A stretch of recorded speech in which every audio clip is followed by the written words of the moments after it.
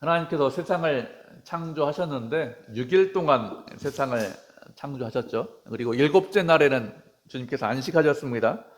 일곱째 날에 안식하시고 그러면 여덟째 날에는 또 일하셨느냐?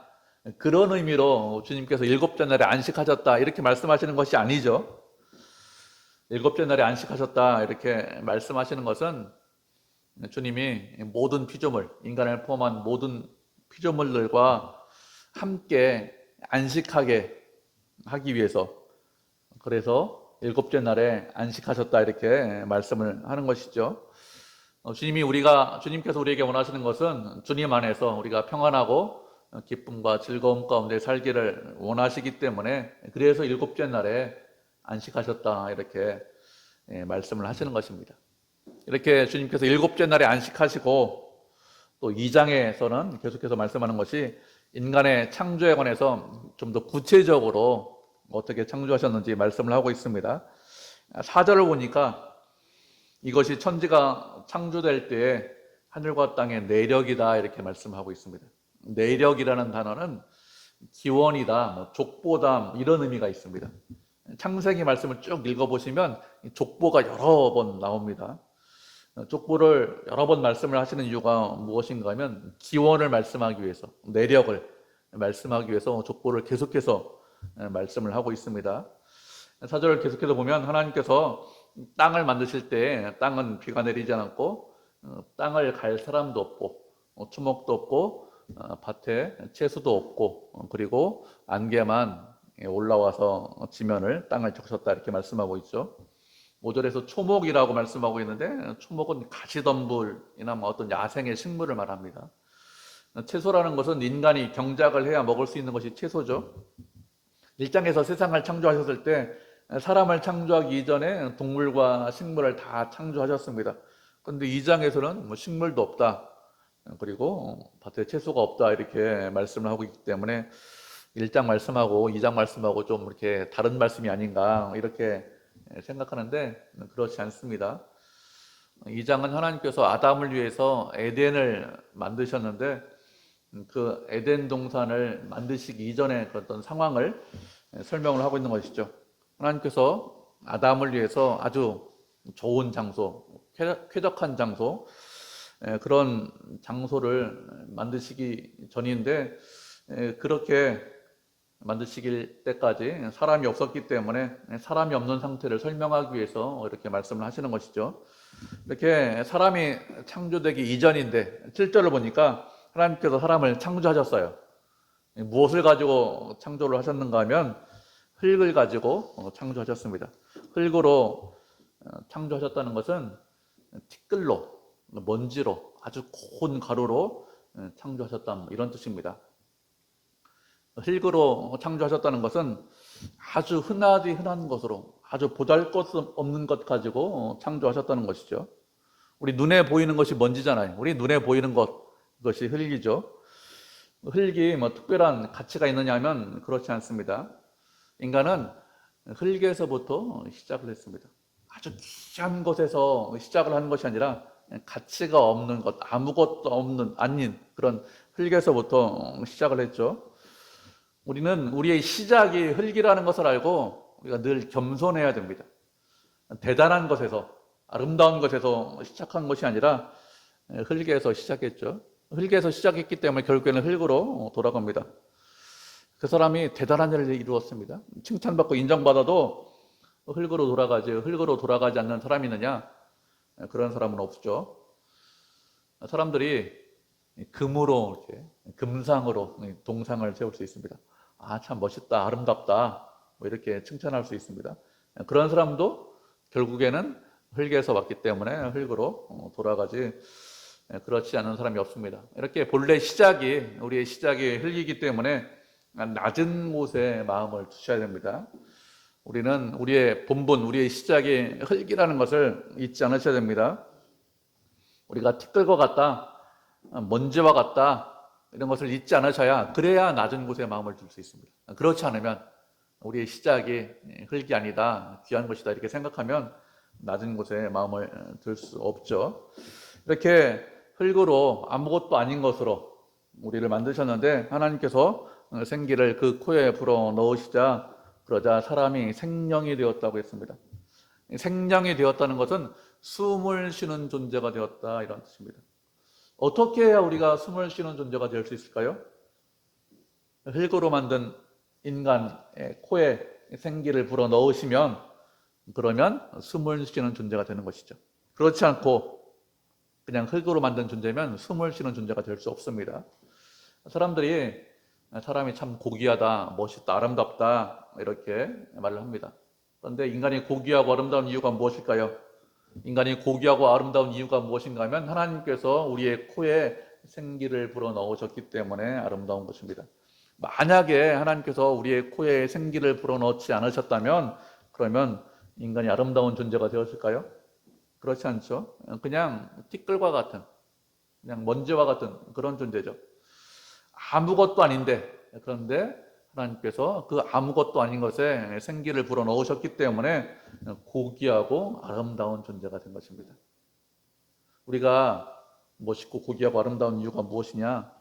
우리가 세상에서 정말 티끌과 같고 먼지와 같은데 아름다운 이유가 무엇이냐? 하나님께서 우리를 당신의 자녀로 만들어 주셨기 때문에 그렇습니다. 먼지와 티끌과 같지만 하나님과 함께하고 하나님의 은혜가 거하면 그 사람은 멋있고 아름다운 사람이 됩니다. 세상에서 사람들이 칭찬을 할 수 있습니다. 인정할 수 있습니다. 존경할 수 있습니다. 참 그 사람 멋있는 사람이야, 아름다운 사람이야, 괜찮은 사람이야. 그렇게 말을 해야, 그렇게 인정받아야 그 사람이 멋있는 사람이 되는 것이 아니라 하나님께서 함께 하시면, 하나님께서 은혜 주시면 그러면 그 사람 참 멋있는 사람이 됩니다. 누가 멋있는 사람이냐? 하나님과 함께하는 사람이 멋있는 사람이죠. 우리가 말씀 한 구절 보도록 하겠습니다. 이사야 51장 1절로 3절 말씀 보도록 하겠습니다. 구약성경 1030페이지네요. 이사야 51장 1절로 3절입니다. 구약성경 1030페이지 이사야 51장 1절로 3절까지 말씀, 세 절이니까 우리가 한 목소리로 읽겠습니다. 구약성경 1030페이지 찾으셨죠? 이사야 51장 1절로 3절 같이 읽겠습니다. 시작. 의를 따르며 여호와를 찾아 구하는 너희는 내게 들을지어다. 너희를 떠낸 반석과 너희를 파낸 우묵한 구덩이를 생각하여 보라. 너희의 조상 아브라함과 너희를 낳은 사라를 생각하여 보라. 아브라함이 혼자 있을 때 내가 그를 부르고 그에게 복을 주어 창성하게 하였느니라. 나 여호와가 시온의 모든 황폐한 곳들을 위로하여 그 사막을 에덴 같게 그 광야를 여호와의 동산 같게 하였나니 그 가운데에 기뻐함과 즐거움과 감사함과 창화하는 소리가 있으리라. 아멘. 하나님께서 당신의 백성들에게 말씀하시기를 의를 따르며 여호와를 찾아 구하는 너희는 내게 들어라 이렇게 말씀하셨습니다. 말씀에 순종하고 주님을 믿고 의지하는 당신의 백성들에게 들으라 이렇게 말씀을 하고 있는 것이죠. 너희를 떠낸 반석과 우묵한 구덩이를 생각해 보라고 했습니다. 너희를 떠낸 반석과 우묵한 구덩이라는 것은 너희의 기원, 너희의 조상을 한번 생각해 봐라 이런 뜻이죠. 이스라엘 백성들의 조상이 누구죠? 아브라함이 이스라엘 백성들의 조상이죠. 우리도 믿음의 조상으로 아브라함을 가지고 있습니다. 하나님께서 그 아브라함을 어떻게 하셨느냐? 혼자 있을 때 그를 부르셨다 이렇게 말씀하셨습니다. 그렇게 혼자 있을 때 부르시고 그에게 복을 주시고 창성하게 하셨다고 했습니다. 아브라함이 혼자 있을 때 부르셨다는 것은 주변에 아무도 없을 때 그때 부르셨다는 거예요. 세상에서 큰 힘이 있고 큰 세력을 갖기 위해서는 주변에 사람들이 꽤 많이 있어야 됩니다. 함께하는 사람, 협력하는 사람도 있고 도와주는 사람도 있고 그리고 도움을 줄 수 있는 사람도 있어야 그래야 같이 협력하면서 큰 세력을 이룰 수 있죠. 그렇지 않고 주변에 아무도 없어요. 혼자밖에 없습니다.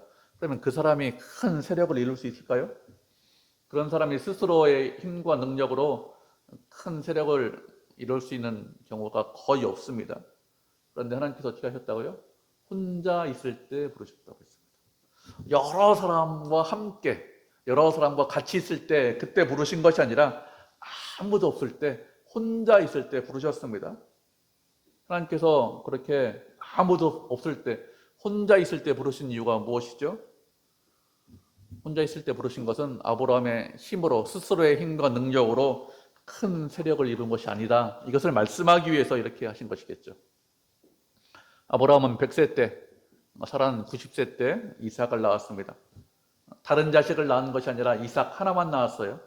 다른 자식들도 꽤 많이 있었습니다. 그렇지만 이스라엘 백성은 다른 자식들을 통해서 이스라엘 백성이 된 것이 아니라 이삭을 통해서만 이스라엘 백성이 되었습니다. 그리고 야곱을 통해서, 그래서 이스라엘이 큰 민족으로 번성하게 되었습니다. 하나님께서 그렇게 하신 것이죠. 인간의 능력으로, 아브라함의 힘으로 그렇게 한 것이 아니라 하나님께서 은혜 주시고 복을 주셨기 때문에 그렇게 된 것입니다. 하나님께서 함께 하시면 이렇게 아무런 힘과 능력이 없어도, 아무것도 할 수 없어도, 주변에 아무도 없어도 그래도 크게 될 수 있습니다. 인간이 그렇게 하는 것이 아니라 하나님께서 그렇게 하시는 것이죠. 그래서 3절에 보니까 시온의 모든 황폐한 곳들을 위로하여 사막을 에덴과 같이, 광야를 여호와의 동산과 같이 하였다, 이렇게 말씀하셨습니다. 인간은 사막을 에덴과 같이, 광야를 여호와의 동산과 같이 만들지 못하죠. 그렇지만 하나님은 하실 수 있습니다. 우리가 못한다고 하나님도 못하시느냐, 그렇게 생각하지 않으셔야 됩니다. 그래서 아브라함과 사라를 봐라, 이렇게 말씀을 하고 있는 것입니다. 주님에게는 불가능이 없죠. 그래서 모든 황폐한 곳들 가운데서 위로해서 그곳에 감사와 기쁨과 즐거움이 넘치는 그런 곳이 되게 하겠다, 이렇게 말씀하셨습니다. 우리는 티끌과 같죠. 우리는 먼지와 같습니다. 그렇지만 주님과 함께하면 멋있는 사람이 됩니다. 아름다운 사람이 됩니다. 귀한 사람이 됩니다. 크고 번창하는, 사람들로부터 인정받는 그런 사람이 될 수 있습니다. 그렇기 때문에 주님과 늘 함께 하셔야 돼요. 그게 주님과 함께하는 것, 그것이 지혜로운 것입니다. 하나님께서 사람의 코에 생기를 불어넣어서, 그래서 사람이 생명이 되었다, 이렇게 말씀하셨습니다. 생명이 되었다는 것은 숨을 쉬는 존재가 되었다, 이런 뜻이라고 했습니다. 그런데 동물도 말씀을 보면 흙으로 만들어서 숨을 쉬고 있습니다. 사람만 숨을 쉬는 것이 아니라 동물도 숨을 쉬는데 사람에게만 생명이 되었다, 숨을 쉬는 존재가 되었다, 이렇게 말씀하는 이유가 무엇일까요? 사람에게 숨을 쉬는 존재가 되었다, 생명이 되었다, 이렇게 말씀하는 것은 단순히 호흡할 수 있는 그런 존재가 되었다, 이런 의미가 아닙니다. 생명이 되었다는 것은 영적인 호흡을 할 수 있는 그런 존재가 되었다, 이런 뜻이죠. 동물도 호흡하지만, 숨을 쉬지만 영적인 호흡을 하는 것은 아닙니다. 인간만 영적으로 호흡할 수 있죠.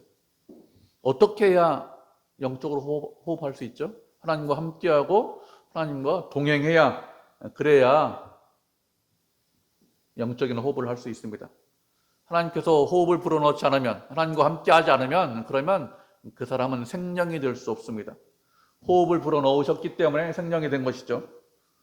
사람들에게 말씀드린 대로 멋있고 아름답다, 귀하다, 이렇게 말을 하고 있는데, 그렇게 귀한 이유가 무엇이죠? 영적인 호흡을 하기 때문에, 하나님께서 생기를 불어넣으셨기 때문에, 생명을 갖고 있기 때문에, 그래서 멋있다, 아름답다, 고귀하다, 이렇게 말을 하는 것이죠. 그렇지 않으면, 그에게 생명이 없으면, 그에게 영혼이 없다면 그 사람이 멋있는 사람일까요? 그렇지 않죠? 우리가 육신이 죽은 사람, 장례식장에 가면 육신이 죽은 사람을 많이 봅니다. 그 사람, 죽은 사람한테 멋있다, 아름답다, 이렇게 이야기하는 사람 본 적이 있나요? 그런 적 없죠. 멋있다고 생각하지 않습니다. 아름답다고 생각하지 않습니다. 살아있기 때문에, 생명이 있기 때문에, 호흡하고 있기 때문에 아름답다, 멋있다, 이렇게 말을 하고 있죠. 사람이 멋있는 이유가, 아름다운 이유가 무엇이죠? 영적으로 살아있기 때문에 멋있다고 하는 것입니다. 세상 사람들이 그 사람 참 매력적이야, 멋있어, 이렇게 이야기하는데, 그 사람이 예수님을 알지 못한다면 그 사람은 실제로는 멋있는 사람이 아니겠죠. 생명이 없습니다. 그냥 움직임만 있을 뿐입니다. 생명이 없기 때문에 멋있지 않습니다. 생명이 있을 때, 호흡할 때 그 사람이 멋있고 아름다운 사람이죠. 하나님께서 우리와 함께할 때, 주님 안에서 호흡할 때 아름다운 사람이 되는 것입니다. 이렇게 하나님께서 이렇게 사람을 흙으로 만드신 이후에 8절을 보면 동방의 에덴을 창설했다고 했습니다. 동방이라고 했는데 동방이라는 것은 동쪽을 말합니다. 동쪽을 말하는데 동쪽이 어디인지 정확하게 알지 못합니다. 어디의 동쪽인지 알지 못하죠. 아담이 범죄한 이후에 에덴의 동쪽으로 추방당합니다. 그렇기 때문에 동방이라는 것이 어딘지 정확하게 알 수는 없습니다. 동쪽에 동방의 에덴을 창설하셨다고 했는데 에덴은 기쁨이다, 즐거움이다, 이런 의미를 가지고 있습니다. 하나님께서 에덴을 만드신 이유가 무엇이냐? 사람을 그곳에 두기 위해서 에덴을 만드신 것이죠. 에덴을 보면 보기에 아름답고 먹기에 좋은 나무를 두셨다 이렇게 말씀하고 있죠. 이것을 보면 에덴을 창설하신 이후에 사람을 좋은 환경에 두기 위해서, 좋은 환경에서 생활할 수 있도록 하기 위해서 그래서 에덴을 만드신 것입니다. 에덴은 보기에도 아름답고 먹기에도 좋은 그런 나무가 많은 그런 동산인데 아담을 창조하신 이후에 결핍과 부족과 두려움과 공포 가운데 두신 것이 아니라 기쁨과 즐거움의 동산에 두셨습니다. 이렇게 기쁨과 즐거움의 동산에 두신 이유가 무엇인가 하면 그런 동산에 있으면서 주님과 교제하고 주님과 늘 함께하고 주님 안에서 안식하게 하기 위해서 이렇게 하신 것이겠죠. 사람이 우리가 생활하는데 늘 고난이 있습니다. 늘 어려움이 있습니다. 힘듭니다. 그러면 그런 사람이 주님을 예배하고 주님을 찬송할 수 있을까요? 그렇게 하기 힘들겠죠. 아침 일찍 일어나서 저녁 늦게까지 일을 해야 겨우 입에 풀칠할 수 있다. 그러면 그 사람이 하나님과 교제하고 하나님을 예배하고 하나님 나라를 위해서 열심히 일을 할 수 있을까요? 만약에 그렇다면 그렇게 주님을 위해서 주님 나라를 위해서 일하는 것이 쉽지 않을 것입니다. 모든 에너지를 먹고 사는 것에 다 쓴다면 그런 사람이 하나님 나라를 위해서 열심을 내는 거 쉽지 않죠. 하나님께서 우리에게 교제하기를 원하신다, 우리에게 예배 받으시기를 원하신다 이렇게 말씀을 하고 있는 것은 다른 말로 하면 좋은 환경을 주시겠다는 거예요. 건강을 주시겠다는 것입니다. 좋은 환경을 주고 건강을 주시고 그렇게 해야 우리가 찬송하고 주님께 영광을 돌릴 수 있지, 그렇지 않고 아침부터 저녁까지 모든 에너지를 먹고 사는 데 쓴다면 주님에게 영광 돌릴 수 없겠죠. 그렇다고 아무런 일도 하지 않고 먹고 놀게 하신다 이런 의미는 아닙니다. 에덴 동산에 있던 아담도 일을 했습니다. 이러는 것이 나쁘거나 악한 것이 아니죠. 이렇게 첫사람 아담을 위해서 아름답고 먹을 것이 풍부한 에덴 동산을 만드셨는데 그 동산 중앙에는 생명나무와 선악을 알게 하는 나무도 있다고 했습니다. 생명나무가 있다고 했는데 생명나무라는 것은 사람이 동산 중앙에 있는 생명나무의 열매를 계속해서 먹어야, 그래야 생명을 계속해서 유지할 수 있기 때문에, 영생할 수 있기 때문에 생명나무가 동산 중앙에 있는 것입니다. 사람은 영원히 살 수 있는 그런 존재로 태어났습니다. 그런데 스스로의 힘으로 영원히 사는 것이 아니라 생명나무의 열매를 계속해서 먹어야 영원히 살 수 있습니다. 스스로 영원할 수 있는 분은 누구냐? 하나님 한 분밖에 없습니다. 다른 어떤 피조물도 스스로 영원할 수 없죠. 인간도 피조물이기 때문에 스스로 영원히 살 수 없습니다. 생명나무의 열매를 계속해서 먹어야만 영원히 살 수 있는 것이죠. 생명나무의 열매를 계속해서 먹어야 영원히 살 수 있다는 것은 무엇을 말할까요? 그것은 생명을 주시는 분이 하나님이다 이런 뜻입니다. 하나님께서 나무 열매를 열리게 하고 그리고 인간이 그 열린 나무 열매를 먹어야 영원히 살 수 있죠. 다시 말하면 하나님께서 그 생명의 주인이다 이런 뜻입니다. 생명의 주인이 누구인지 말씀하기 위해서 동산 중앙에 생명나무를 두신 것이죠. 또 동산 중앙에 나무가 있는데 그것은 선악을 알게 하는 나무를 두셨다고 했습니다. 선악을 알게 하는 나무를 두신 것은 인간은 선악을 알게 하는 나무를 보면서 하나님의 말씀에 순종하게 하기 위해서 선악을 알게 하는 나무를 두신 것이죠. 선악을 알게 한다고 했는데 선악을 안다는 것, 어떻게 하는 것이 선악을 아는 것일까요? 선악을 안다는 것은 선과 악에 대해서 단순히 구분할 수 있다 이런 의미가 아닙니다.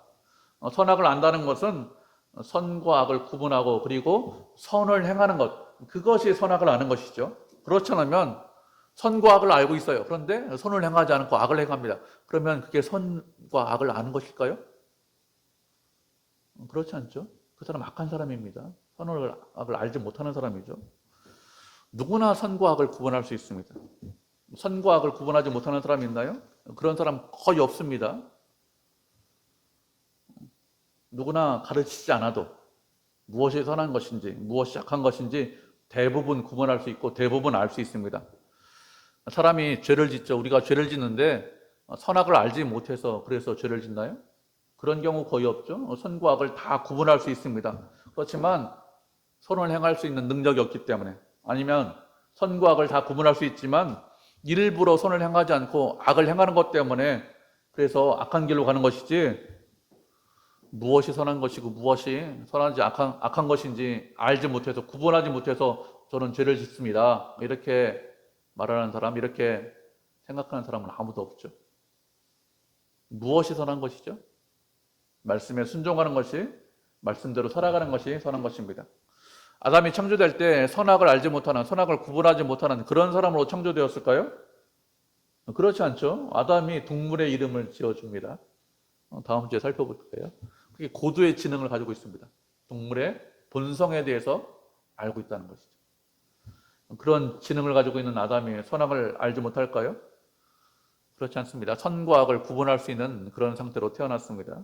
그런데 동산 중앙에 있는 선악을 알게 하는 나무 열매를 보면서 늘 생각해야 되겠죠. 말씀에 순종하는 그것이 선한 것이다. 내 마음대로 내 원대로 사는 것이 선한 것이 아니라 말씀에 순종하는 것이 선한 것이다, 이렇게 생각하면서 선한 것이 무엇인지 점점 배워가야 됩니다.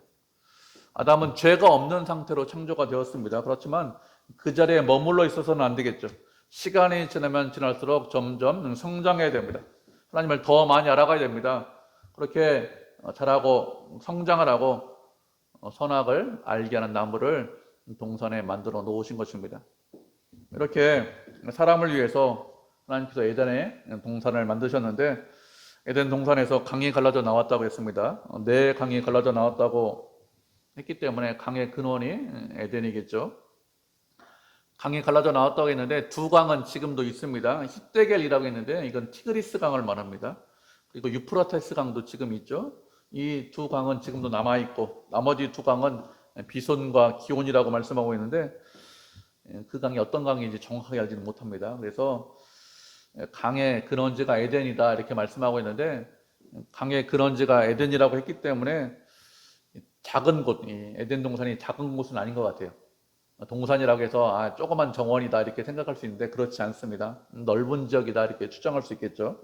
하나님께서 이렇게 에덴 동산을 만드시고 15절을 보면 하나님께서 그 사람을 이끌어 에덴 동산에 두셨다 이렇게 말씀하고 있습니다.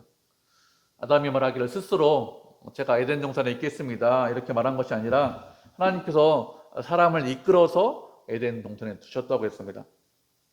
아담을 하나님께서 그곳으로 인도하셨습니다. 우리도 마찬가지겠죠. 우리의 가정이나 우리의 직장을 우리가 선택한 것 같지만 실제로는 그렇지 않습니다. 하나님께서 우리를 그 가정으로, 그 직장으로 이끌어 주신 것이죠. 우리가 부모 형제를 선택했나요? 그렇지 않죠. 하나님께서 가정으로 분명히 인도해 주셨습니다. 직장도 내가 선택한 것 같은데 그렇지 않습니다. 우리의 재능이나 우리의 능력 이런 것들을 다 하나님께서 주셨습니다. 그 직장에 보내기 위해서, 그 가정에 보내기 위해서 그렇게 하신 것이죠. 내가 원해서 사람을 만났다, 가정을 이뤘다 이렇게 했는데 결국에는 하나님께서 맺어줬다 우리가 다 인정하지 않습니까? 그렇게 하나님께서 우리의 가정으로, 우리의 직장으로 인도해 주신 것이죠. 아담을 에덴 동산으로 이끌어 오신 이후에 무엇이라고 하셨는가 하면 경작하라 그리고 지켜라 이렇게 말씀을 하고 있습니다. 경작한다는 것은 섬긴다, 봉사한다, 예배한다 이런 의미를 가지고 있습니다. 하나님께서 아담을 에덴 동산에 두신 이유가 무엇이냐? 경작하게 하기 위해서 이렇게 두신 것이죠.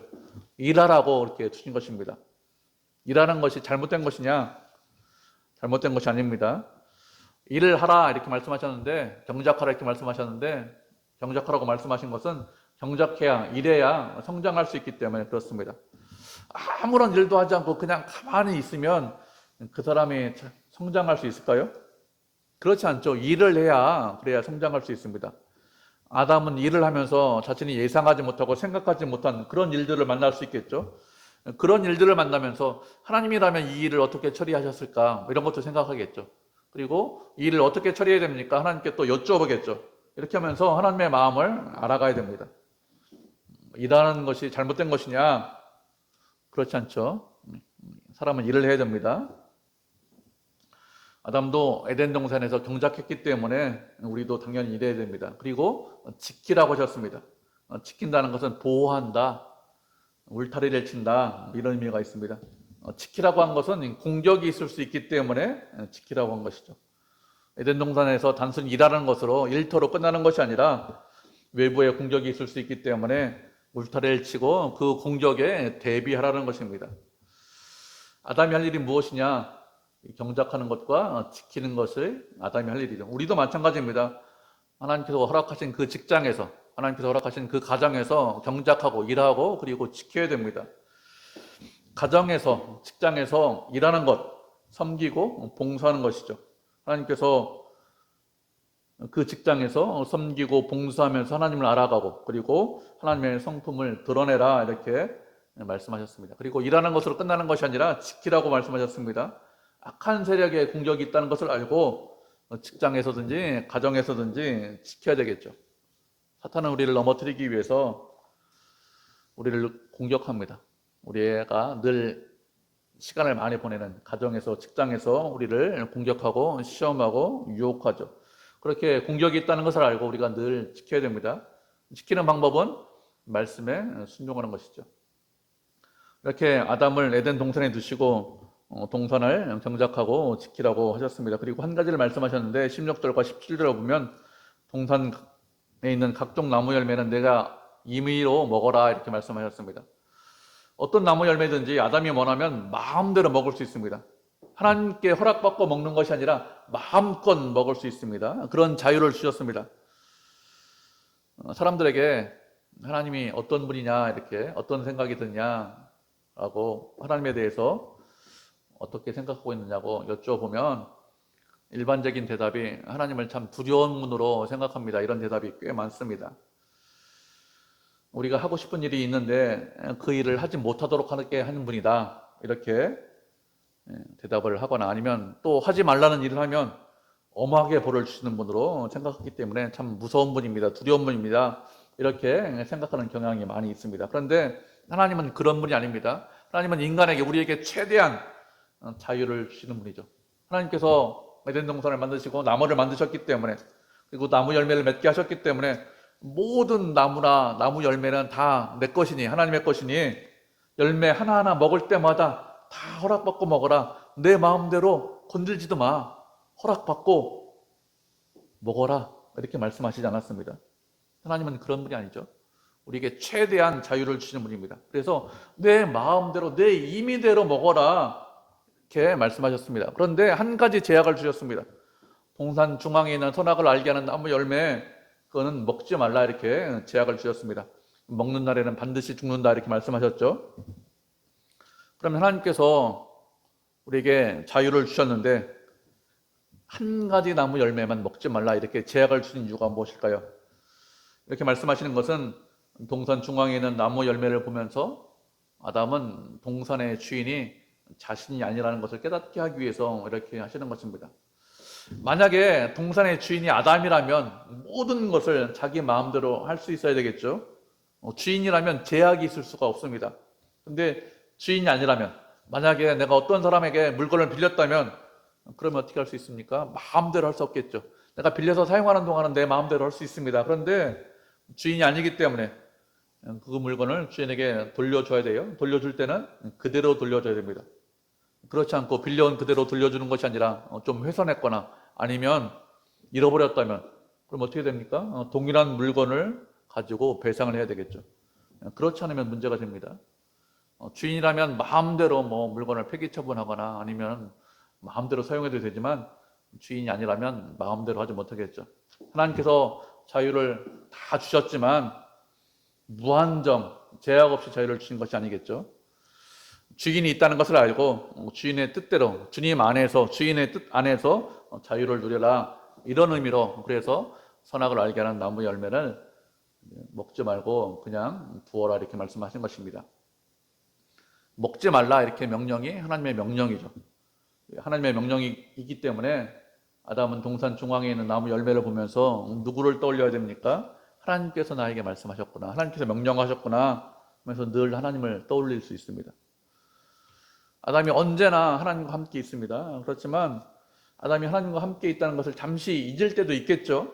그렇게 잊어버리고 있다가 동산 중앙에 있는 나무 열매를 보면서 누구를 떠올립니까? 하나님을 떠올리고, 아 그래, 내가 이곳의 주인이 아니지, 아름다운 환경이지만 나는 순종해야 돼 이런 존재라는 것을 떠올릴 수 있습니다. 그렇게 하라고, 내가 주인이 아닌 것을 깨닫게 하기 위해서, 그래서 나무 열매를 동산 중앙에 두고 그리고 말씀에 순종하라고 하셨습니다. 그리고 그것을 먹는 날에는 반드시 죽는다 이렇게 말씀하셨죠. 하나님의 말씀을 어기면 죽는다고 하셨습니다. 말씀을 어긴 것에 대해서 책임이 있다는 것입니다. 자유에는 언제나 책임이 따릅니다. 하나님께서 이렇게 하실 수 있어요. 동산 중앙에 있는 나무 열매 근처에 가면, 선악을 알게 하는 나무 열매 근처에 가면 아주 고통스럽게 만들고 아주 힘들게 만들어서 다리가 부러지게 만들거나 아니면 다리가 너무 아프게 만들어서 열매를 멀리서 볼 수는 있지만, 그렇지만 가까이 가지 못하게, 근처도 가지 못하게 이렇게 하실 수 있습니다. 그러면 아담은 선악과를 아예 먹지도 못하겠죠. 그렇게 하실 수 있지만 하나님은 그렇게 하지 않으셨습니다. 그렇게 하는 것이 하나님의 뜻이 아니죠. 그러니까 그렇게 하지 않으신 것입니다. 인간에게 자유를 주셨습니다. 인간에게 자유를 주셨다는 것은 선악과를 아예 접근도 하지 못하게 하면서, 그래서 내 마음대로 해라 이러는 의미로 자유를 주셨다는 것이 아닙니다. 자유를 주셨다는 것은 스스로 선택할 수 있도록 하셨다는 거예요. 스스로 선택할 수 있는 것이 자유로운 것이지, 그렇지 않고 스스로 선택하지 못한다면, 강제로 억지로 선택하지 못하게 한다면 그것은 자유가 아니겠죠. 하나님께서 우리에게 원하시는 것이 무슨 뜻입니까? 스스로 선택해서 말씀에 순종해라는 뜻입니다. 강제로, 억지로 할 수 없어서 고통스럽기 때문에, 그래서 선택하는 것이 아니라 순종하는 것이 기쁘고 즐겁고 감사하기 때문에, 참 자유를 누리기 때문에, 그것이 사랑이기 때문에 순종하기를 원하시지, 그렇지 않고 하나님이 두려워서, 무서워서, 그러면 고난이 있기 때문에 순종해라 이렇게 말씀하시는 것이 아닙니다. 주님께서 우리에게 원하시는 것이 무엇이냐? 당신을 사랑해서 순종하기를 원하십니다. 사랑해서 순종하기를 원하시기 때문에 선택할 수 있는 자유를 주신 것입니다. 자유롭게 선택할 수 있어야, 그래야 사랑하는 것이죠. 자유롭게 선택하지 못하면 그러면 사랑하는 것이 아닙니다. 억지로 선택할 수밖에 없다면 그건 사랑이 아니겠죠. 사랑에는 언제나 자유롭게 선택할 수 있는 것이 있어야 됩니다. 이렇게 하나님께서 우리를 흙으로 만드시고 그 코에 생기를 불어넣으셨습니다. 그래서 우리가 살아있는 영, 생명이 되었는데, 생명이 되었기 때문에 하나님과 마음껏 교제하고 또 마음껏 선택하고 사랑하고 순종하는 그런 사람이 된 것이죠. 그렇게 생명이 되어야, 그래야 살아있는 사람입니다. 그렇지 않으면 살아있는 사람이 아니겠죠. 그렇기 때문에 우리는 늘 주님과 함께하고 주님과 교제해서 우리의 영혼이 살아서 숨을 쉬고 또 살아계신 주님을 더욱더 사랑하고 주의 영광을 위해서 살아가는 그런 믿음의 성도, 은혜의 성도가 되기를 주님의 이름으로 축복을 드립니다.